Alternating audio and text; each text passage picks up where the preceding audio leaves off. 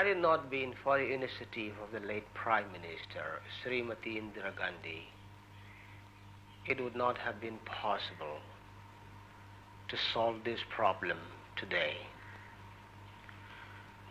It was she who has started in 1984. She had invited me to come to India for resumption of the talk. But it was so unfortunate that she was assassinated on the day I was to meet her. Now the accord, as we call it, Memorandum of Settlement, was signed yesterday, and in that accord we have agreed to bring all the underground personnel overground and to join a civil life. 20 years of disturbed condition has created a lot of problem in the state of Mizoram. Like any other place of disturbed area, the people trend toward violence. Their thinking has to be changed. We have to bring them around, change their way of life, change their thinking, and that's the only way we can bring normalcy to Mizoram.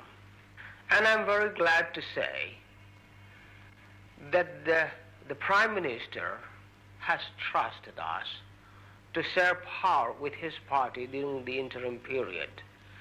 This is a remarkable thing that happened during this negotiation. It clearly shows that the Prime Minister do trust us to handle the state of affair as soon as we come out of the underground. Therefore, certainly we on our part will not betray the trust reposed to us.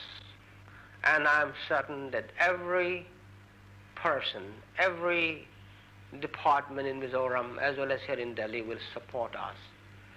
And we shall bring Mizoram back to normalcy and to go forward with the rest of the country toward economic development.